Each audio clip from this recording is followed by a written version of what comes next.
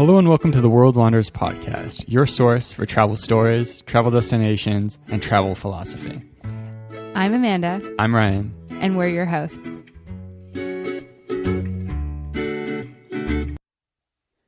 Hello and welcome to the World Wanderers podcast. This episode is brought to you by the supporters of the show on Patreon. If you go to patreon.com/theworldwanderers, you can find out the cool rewards you get for supporting the ongoing creation of this podcast. That's patreon.com/theworldwanderer. All right, so on to today's episode of the podcast. What are we talking about today, Rye? We are talking about our favorite cities. So the way we're going to approach this is we both got lists. We haven't looked at each other's lists or talked about them. I think you've been peeking at my list, though. No, I haven't. And so we're going to, go through, not in order particularly, but our 10 favorites each. So I'm guessing some of these will be the same, some will be different, but we'll get the live reactions along the way because we don't know what each other's picked. It's like the live action Big Brother show. Yeah, and less drama. I mean, with anything like this, it's so, when you think of your favorite city, so much about this is about the memories that you've made there, and those are unique to you and to your experience. So there's certain cities where you talk to people and everyone, maybe not everyone, a lot of people love them. A lot of travelers have a great time there, and it kind of gains this reputation. We'll probably hit on a couple of those cities too, where it's like that place where it's like everyone says it's awesome, and you go and you're like, oh, it is awesome. But some of a place that really makes a strong impression on you is about having low expectations. So there's some cities like that on both of our lists, I think, where you go in not expecting much. You're just like, yeah, we're going to chill, kind of need to relax. We've been running around. There isn't a ton of sights to see here, and you just have an enjoyable time, So some of these are places we've lived. Some of these are places we've only visited and just made really strong impressions of. But yeah, let's, do you have any pre-notes? Yeah, so I was just going to add to that and say that I think that, like we kind of talked about in our Taiwan episode, which we actually got a little bit of backlash from because we didn't love Taiwan. We're never going back. I feel like it's so contextual. Like sometimes it's where you're at in a trip. Sometimes it's where you visited beforehand. A lot of the time it's if you're with friends or who you're traveling with. Sometimes it's weather related. Like I've heard, people talk about, I didn't really like this place. And it's like, oh, it turns out it rained every day. And it's like, oh, well, it was sunny every single day we were there and we really loved it. So yeah, if you're staying somewhere for like 3 to 5 days, I think weather and location of your accommodation make up probably like 50% of your view of a city. Oh, totally. Like if it's rainy and you're not in a great location, I think no matter how good the city is, if you're only there a couple of days, you're not going to really fall in love with it. Yeah, for sure. So yeah, this is entirely based on our opinions, as is all of our content. So let's dig into it. This is based off John's opinion. Well, he is our third-party opinion maker. Not Steve. All this information has been peer-reviewed and certified. It's trustworthy, published in travel journals. Okay. So the first city on my list is Tokyo. Is Tokyo on your list? It's on my list. Yeah. So one of the reasons that I put Tokyo on my list, and, if you listen to our Japan episodes, you would know how much we both fell in love with Japan. But especially for me, it was just very unexpected. Japan has a population that's bigger than the entire country of Canada. Tokyo does. Oh, yeah. Tokyo, has a population bigger than the entire country of Canada. And for me, like we when we're home, we live in a tiny mountain town, and we moved from a city of 1 million people to live in this small mountain town. And I really like being outside, and I like space, and I like clean, fresh air. And I just thought, like, if this city has all the population of this entire country that I've called home my entire life, like, I don't think I'm going to like it. It's going to be overwhelming. It's going to be busy. It's going to be dirty. It's going to be noisy. And I got there and I was just completely wowed by everything about Tokyo. And I feel like you can find something, there's something for everyone in that city, which is why it's on my list. Yeah, it's such a gigantic city with so many people, but you feel very safe and very comfortable. I'm sure there's areas of the city you could go to and not feel that way. But, unlike most cities in Asia, you just feel very comfortable. Like, even though everything's alien and a bit foreign, you can figure things out. Like, you don't speak the language, but people are helpful, kind, polite. Service is great. And just kind of one of those places where it's like an onion. They keep like peeling back the layers, and there's just like more and more and more cool stuff there. From everything from weird maid cafes and monster bars and robots to like automatic sushi and karaoke and so much cool stuff to do. So much cool, great food to eat. Awesome city. Yeah, definitely. So, what made your list? So the first one, I guess I'll stick with Asia, was a city we went to not long after Tokyo, which is Seoul, Korea. Seoul made my list as well. Wow. Look at us. So must be compatible or something. So Seoul it's like Tokyo in some ways. Very big city. There's a lot to do, a lot to explore, and a ton of different sides to see about it. It's also very modern, especially for us. We were coming from, Southeast Asia before, and then Taiwan, and you get to downtown Seoul, and there's just gigantic glass buildings. Very much at the cutting edge, which is always a cool experience to be in. And yeah, tons of great food, tons of stuff to see. Although it is a big, sprawling city, there's so many interesting neighborhoods to check out and cool mountains to go hike. So those are kind of some of the things that made it stand out for me. How about on your end? Yeah, I would agree with all of those same reasons why it made my list. And then something else, I think, when I was talking about how your experience with weather can really make or break your time, I think that this is a city that, somebody else listening who had a really rainy experience or a time when there was a lot of yellow dust. I guess that's something that South Korea gets quite a bit. If you had that experience, I think it might have been less pleasant. But for us, we had a really, really amazing week. We had blue skies. The pollution wasn't bad at all. There was no yellow dust. And I think that being able to spend time walking around the city, like we weren't forced to take the metro because the weather was bad. We were able to, hike on the old city wall. We were able to go up to the Seoul Tower viewpoint and see the city. And I think just having that good weather really made our spirits high while we were there and just made it a really enjoyable experience. Absolutely. All right. So next on my list is Ubud in Bali. Did Ubud make your list? No. Ubud didn't make your list? What? Okay. So one of the reasons that I really like Ubud is, one, we spent 2 months there. So I felt like we were really able to dig deep into kind of finding a little bit of community there. We worked at a really great co-working space called Ubud. And there's just the best food there. And so I really love good, healthy food, preferably gluten-free and vegetarian. And I love yoga and I love warm weather. And Ubud gave me all of those things, all for a really affordable rate. It was somewhere that I really felt comfortable walking around on my own. It's super small. So I felt like we were able to, try a ton of different restaurants and then pick our favorites and go back. And we were able to walk between where we lived and our co-working space and yoga all within like 15 minutes, which is something that was just a really, really good setup. Like when we were coming to Mexico City, we were talking about how, we should find like a nice place that's walking distance from the co-working space that's also beside a yoga studio. And I feel like that's exactly what we had in Ubud, which is one of the reasons that it made my list. Yeah, really easy to get a really good quality of life there.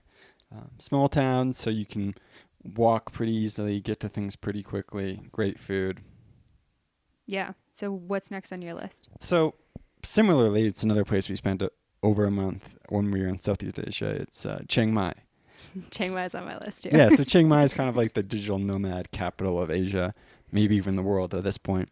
And it's probably become like a little bit cliche to talk about. I think there's a lot of Chiang Mai haters out there.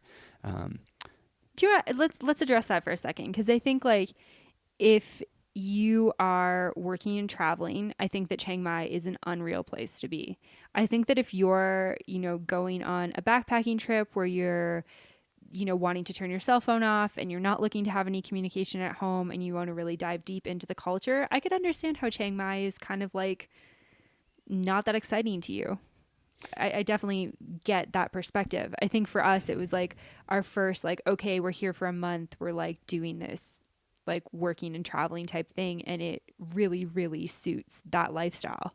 Yeah, yeah. So it was a spot for us where we'd been in Asia for a while, kind of not really feeling like super great about anywhere we had been so far. And we were just able to like settle in, really enjoy it, get into a solid routine, have some awesome food. Yeah, and so what makes Chiang Mai great is it's kind of developed. There's a culture there of people who are working remotely. So there's lots of cool events you can go to. You can meet people, make community.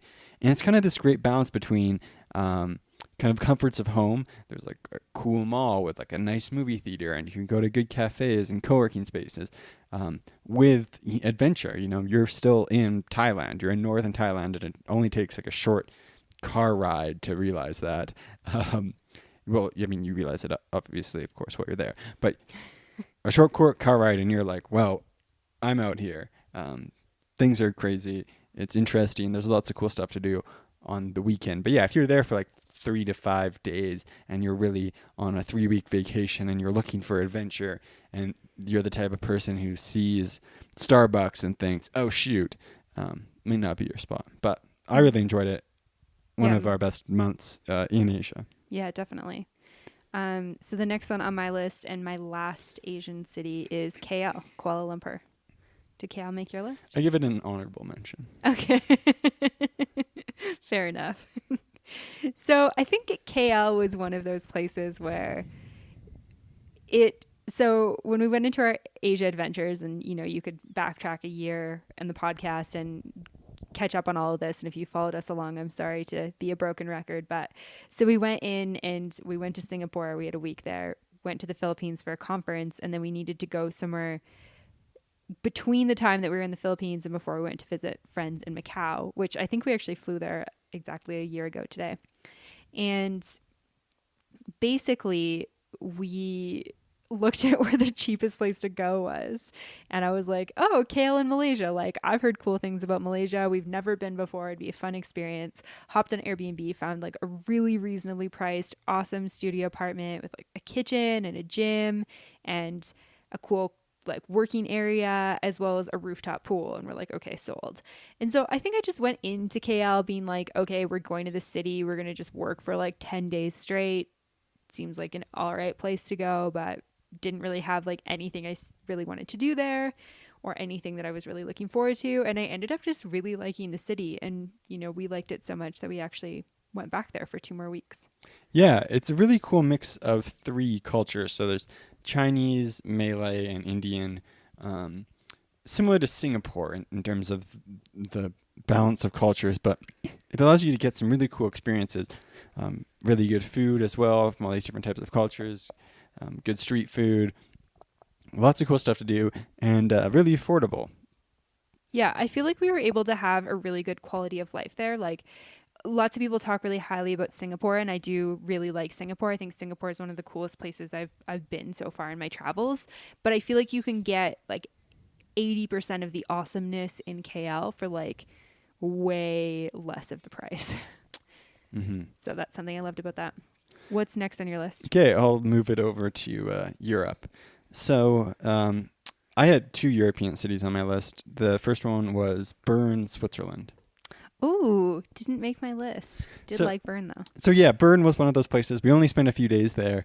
It was years ago, but one of those places that just really had like a couple just amazing days. So the context was, we've been traveling Europe kind of in hotter climates during the summer, and we got to Bern and it was like fresh. There's like mountain air. I think it was in like the 20 degrees Celsius range.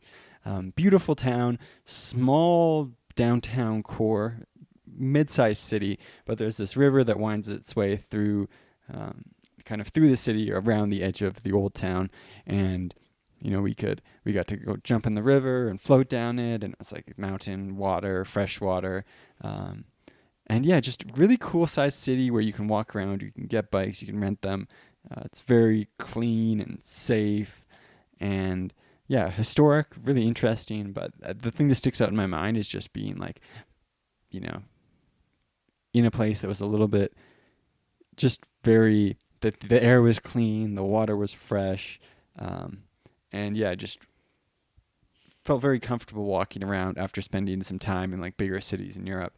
That makes it really stick out to me. And Switzerland in general was one of my favorite countries we've been to. It's expensive, which made it as backpackers kind of hard to navigate. But yeah, I really enjoyed the city. It's a place that I would love to go back to now that we're a little bit more stable in our careers, now that we like work and travel. I still don't think we could afford to. Well, we could probably afford to not just cook pasta every night. But yeah, Switzerland is one of my favorite countries as well. And, somehow the cities didn't make my list. But one thing that really stands out in my mind about Bern is that, if you've been to Europe, you've probably experienced the really like dirty rivers in almost every European city. And it was getting to this place and it was this crystal blue river, and people are like, yeah, you can swim in that. And we were like, done. Like literally go back to our hostel, change into our bathing suits and take a swim. It was pretty awesome experience. So the only European city that made my list is London. And that might be a little bit cliche. I know it's like one of those cities that everyone talks about. People probably don't talk to London. But it was the first place that I went in Europe. I went when I was 18 on a high school trip with my family. And I just arrived there and it was so much better than I ever could have expected. I just immediately fell in love with the city. I loved The Great Mouse Detective as a child. So seeing Big Ben in person was this like really magical moment for me. And since then I've been back to London a number of times, and it's been, each time I'm like, maybe it's not going to be as great, like preparing myself, or, you might not like it as much. And every time I'm just as wowed with how diverse the city is, how much stuff is happening, how much amazing food you can get. There's so much stuff to see and do.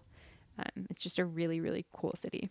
Yeah, and there's something that's really cool about traveling places that are in a lot of, movies, TV shows, just culturally relevant. Like there's something cool about traveling to New York or London or Paris and seeing all these things that you've seen before. And especially in London, like going to pubs and like drinking cider and beer and eating fish and chips. It's just a really fun experience. It's also one of those places where there's so much cool stuff going on. Like we were able to go to Wimbledon when we were there. So many interesting concerts and plays and sights to see that it makes it a really cool place to travel. Yeah, I actually think that London would be a really, really awesome place to live short term. Obviously very, very expensive. But I think it would just be, you could consistently be trying new restaurants and trying new bars, and, you get like probably all the major,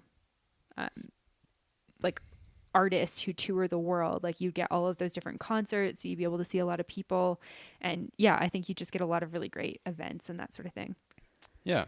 So the next city and the last European city on my list is Ljubljana, Slovenia, which is a place I went when I did a solo trip in Central Europe. And kind of like Bern, it's, a smaller city. It's the capital of Slovenia, so it's got kind of some of that more capital city stuff, but still a pretty small city. And it's actually really interesting because as you come into Ljubljana, it's, former Yugoslavia, so you see these ugly communist style buildings that are on the outskirts of all the Eastern European cities. And I had this experience of coming in at night, walking to my hostel, only seeing like the uglier outside parts. It was rainy, so I was kind of like, oh man, what did I get myself into? I've like booked like a week here. And the next morning, woke up, it was sunny, went the opposite direction into the downtown, and downtown Ljubljana is kind of like a fairy tale. There's a castle on a hill, everything's cobblestone streets, river with all these beautiful cafes and restaurants. Just a really magical small city, and a place that's kind of becoming more popular, but it's still a little bit off the beaten track. So a little bit slower paced and really interesting place to spend some time, especially in the summer. Um, an awesome city with not a ton of stuff to see, but Slovenia in general has a lot of good like hiking and natural stuff to see, and a really good place to kind of like chill. So somewhere where I'd definitely like to spend some more time in the future. Yeah, amazing. And I would love to visit. So moving over to South America, Medellin made my list. Did it make your list? Yeah, as well. It's kind of funny because I've kind of wondered, if we went back there, would I love it as much? And because we've only been there once and we've talked about going back, but we had this whole thing during South America. Anytime we arrived somewhere where, we were tired or we were sick or we were kind of uncomfortable or we didn't get the best like first vibe, we're like, never should have left Medellin. Should have just stayed there. And one of the reasons I loved it is that it's really, really great city. It's pretty clean. It's got a nice train downtown. Up in the area that we stayed in, called El Poblado, there was a lot of amazing restaurants and coffee shops. We were able to find really great Spanish lessons there, and I felt like we were able to kind of get into like a good groove and a good routine while we were there, even though we were only there for a couple weeks. Yeah, it's a really fascinating city too. There is, obviously the drug cartel history. But it's the commercial capital of Colombia in terms of, wealth generation. So there's a lot of business based there, and there's some, really nice, interesting areas of the city. And there's also areas that look more like favelas up on the hill. But you're also high elevation near the equator, so there's beautiful temperate weather. You're near national parks. There's a ton of green stuff. You're in a big valley, so you can always see, the hills and the mountains. And one thing that sticks out to me too is just how nice and friendly everyone was there. Mm-hmm. Like, so many times while we were there, we just get into conversations with random people, and it wasn't like they were trying to hassle us or trying to sell us stuff. They were just like, "Oh, hey, like, how's it going?" Yeah, definitely. I felt like I just got a really good vibe there, and it was our fourth city that we went to in, Bogota, Santa Marta, Cartagena, Medellin. And we'd heard really great things about it. And so you just kind of never know when somebody tells you like, oh, it's amazing, if you're going to go there and really love it or be kind of disappointed by it. And I felt like it met all of our expectations and more. So definitely want to revisit sometime in the future. Yeah. So the next one on my list is Buenos Aires. Also on my list. So Buenos Aires is a big city, kind of chaotic. I can remember distinctly being in the subway there and being squished like sardines like we've never been before. But on the other side, it's one of those places that is just so alive that you just can't help but feel like energized when you're in that city. So some things that stand out to me are just the food. We had so many good meals there and like great glasses of wine, and it was all really affordable. The people were very, friendly and nice. Obviously, there's some like sketchy areas of town, but it's such like a cool, like culturally distinct place, like different than anywhere in South America. Other obviously, like Uruguay has quite a bit of similarity with Buenos Aires, but the way they speak Spanish is different. The culture is different, but another one of those cities where it's just like there's so many different like layers to it, so many interesting things to do and see. And we were in a Spanish school there, which was a bit tough because of how distinct the Spanish is, but made for a really cool 2-week experience. Yeah, definitely. And it was while we were in Spanish school, we also did a homestay with a lovely older woman named Amanda, and we had the opportunity to have conversation with her every day and like be in her home and get to know the culture. And it was something that I'd really wanted to do on that trip. And so I was really happy that we got to have that experience in Buenos Aires and get to like settle down a little bit and get to explore the different neighborhoods. And like you said, there are some dangerous areas, but for the most part, I feel like we always felt pretty safe where we were. And we had like a lot of really enjoyable experiences, like learning how to drink mate, learning salsa. We were certainly not very good at salsa, but we got to take some lessons, which was super cool. Tango. Oh, tango. Tango. That was the problem. That was the problem. I'm like dancing salsa and they're like, we're dancing tango. Clearly don't do either of those well. But yeah, definitely a really great city. And so the next city on my list and the final South American city is Cusco. Did Cusco make your list? No. Okay, Cusco was one of those ones where I was like, I don't know if this should be on the top 10 list or not, but I really did like Cusco and I've been there twice. And some of the things I like about Cusco are that I think that it has tourism. So it's this like base for Machu Picchu. So if you talk to anyone who's like only doing South America, you know, they're usually doing Machu Picchu. Yeah, if your grandparents have been to South America, they've probably been to Cusco. Yeah.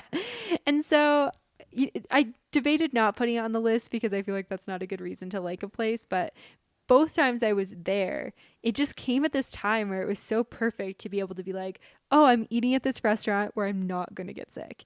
Oh, this food is like something I enjoy back home. Or, oh, I can eat like really good Peruvian food. And Peruvian food is so good.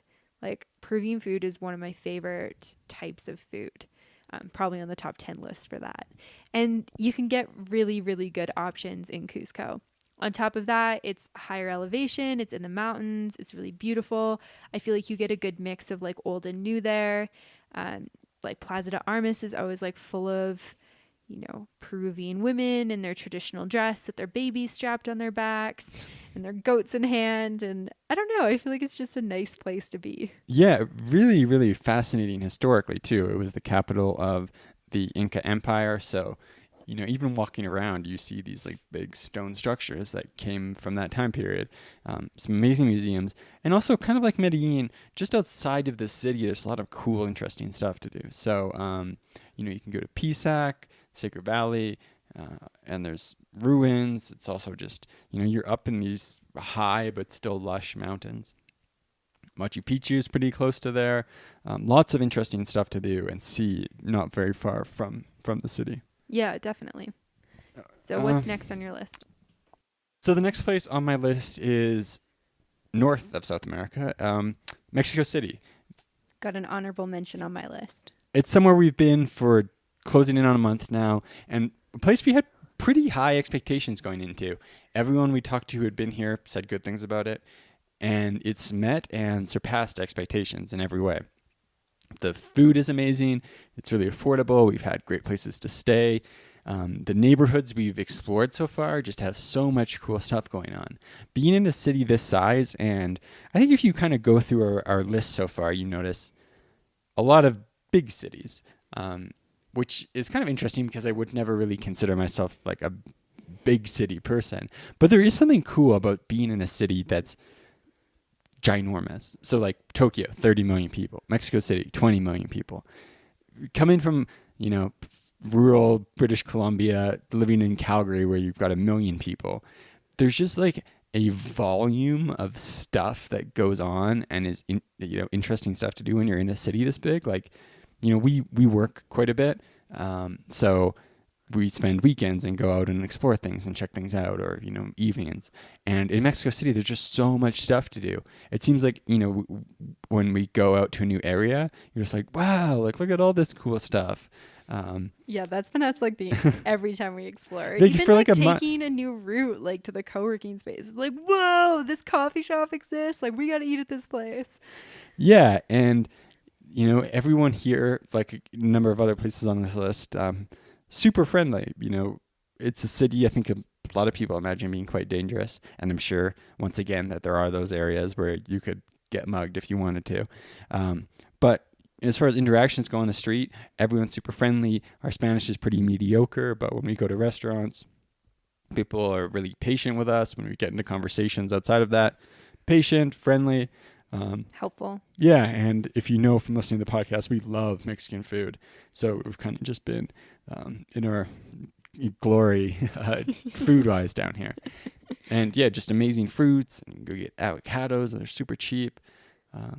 Yeah, really, really enjoy it here. Yeah, and something else that's really been quite cool about Mexico City and why it made my honorable mention list is I feel like we haven't been here long enough for it to like make the list, although maybe that's a bit ridiculous because we spent like less time in so many other places. But is kind of like I was talking about with London, like it being this kind of hybrid, like this center place. I feel like Mexico City is that place for Mexico and even like the Central American countries. So, you know, just looking on Ticketmaster with how many events there are, like there's so many concerts we can go to. There's so much cool stuff happening. There's like consistently things that we could go to and do and explore and that sort of thing. And I think it just makes it a really interesting place to base ourselves for a little bit. Yeah. So what's next on your list? So the last non-honorable mention city on my list, I had one more honorable mention. I was hoping you might mention it, so we'll see, is Queenstown in New Zealand. Okay. No, not on my list. No, not on your list. Queenstown was somewhere that we spent about a week on our very first backpacking trip, and again had really high expectations for Queenstown. It was kind of like the reason I wanted to go to New Zealand in a lot of ways. It was one of the things that I really wanted to see and experience. And I got there and I felt like it really did live up to my expectations. It's a smaller town. It's a mountain town. It's quite touristy. In a lot of ways, it reminds me of Banff in Banff National Park in Alberta, except down under, of course, or Kiwi. And I think that we just had a really great week there. We ate a ton of Ferg burger. We did all the adventure activities. We did some hiking, lots of outdoor stuff. And I feel like, you know, New Zealand in general is like one of my favorite. I think you should maybe clarify what Ferg burger is. Just like fast. Some people at home are like, what? Ferg Burger is a restaurant that serves really delicious hamburgers, and you can get veggie burgers or chicken burgers. You can get burgers that are the size of your head. You can get burgers that are not quite that big, but they're just really, really delicious, and are guaranteed to leave you in a coma after. It's the type of thing too where you're eating it and you're like, I know I'm full. And you keep eating and you're like, okay, I'm definitely full. I'm like Thanksgiving dinner full. And then you keep eating because there's still more Ferg burger left. And then you're like, I need to go sleep now, but I regret nothing. So yeah, really, really delicious experience to have. And yeah, I just really enjoyed being in Queenstown. It's that right in the mountains. It's on a lake, tons of outdoor stuff. Just kind of the, you know, type of place that I really enjoy being in. Yeah. So the next, I've still got two more on my list. And you've got one more, right? No, I think that's my whole list. Are you sure? If I can count to 10. I guess some of us, yeah, because you did some that I didn't have. Anyways, so I've got two left. Okay. So the first one is Atlanta. Oh, yes, my last honorable mention. Thanks for mentioning that one. Okay, so a place we lived for a year. I've been back to quite a few times since then. A city that's kind of overlooked, not super on the radar, but really, really awesome place to live, I think. Not a ton going on if you're just there for a few days. You know, it's nice. There's interesting things to see and do, lots of historically relevant stuff to do, but a type of place where, you know, just for us, I think it's maybe a bit more subjective. Like, met a ton of awesome people, great friends. The weather's beautiful, at least, especially, you know, the winter. I think it gets a little bit hot in the summer there. But yeah. Well, the winter, I mean, January and February is not the nicest months in Georgia. Pretty good weather relative to other places in North America. And I think, too, it's one of those cities where probably your impression of it is quite a bit different if you're, like, out in the deep suburbs or, you know, in some neighborhoods that aren't as nice. But overall, there's just a lot of, it's a city, like a place, as far as places we've lived, like I've never really been in a place that's really like growing that much and thriving. There's so many areas of the city where there's like cranes everywhere, tons of businesses growing and starting and moving there. Economically, really interesting and diverse, you know, in terms of the different types of companies that are based there. Coming from like Calgary, where it's like, okay, 80% oil companies and then a few other random smattering of industries. Being in Atlanta was super cool. Yeah. What stands out to you about it? Yeah, so I think that I mean, living there obviously gives you a different taste for a place, especially when you've still got friends there, which we do. So, like, every time we go back there, we get to reconnect with those people. There's yoga studios that I really love there. Um, and I think that you make a good point that there's not that much to do, but I actually wrote a blog post, which is up on theworldwanderers.com, about a week or so ago. And I was going to write like, oh, my top 10 favorite things to do in Atlanta or my top 5 things. And I ended up writing 19 things and I missed Six Flags. There's actually a lot of stuff to do in Atlanta. I think that, it's got a really big growing movie and television culture there. There's a lot more TV shows and movies that are getting filmed there because property is a lot cheaper than Hollywood. And I think that as it becomes like more on TV, I think it could become kind of more like New York or LA. Like, I think there's a lot of stuff to do there. I think it's just, it's not like, it's like going to the top of the Sundial, which is in the Westin, and it's a revolving rooftop bar, is like not as iconic as like going to the top of the Rock because it hasn't been made as famous. But I feel like in a couple of years, Atlanta could be like the place that everyone's talking about. Yeah, definitely. So the last place on my list is Canmore. So Canmore is kind of like everything all of these other cities are not. It's small, it's in the mountains, it's like definitely not polluted.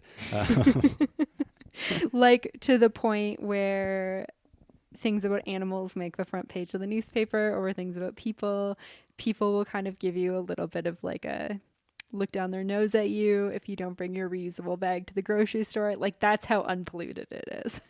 But yeah, it's an awesome small town that has a great mix of everything you would want about living in the mountains, but you're not super isolated. You're not that far away from Calgary. You're pretty close to Banff.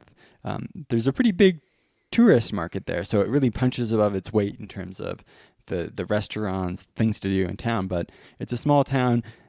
Basically, no matter where you are, where you live, you're going to be pretty close to a trailhead, be able to go hike. If you're in the right part of the town, which is basically everywhere other than like right downtown, at night it's going to be perfectly quiet. It's going to be dark. There's going to be amazing stars. The mountains are like there looming over you. We've been a shitload of places, and there's very few places in the world with mountains like there are right there. So it's a place that definitely feels like most like home out of anywhere we've been. The only problem is it gets cold as dick in the winter. Cold as dick. Can we clarify?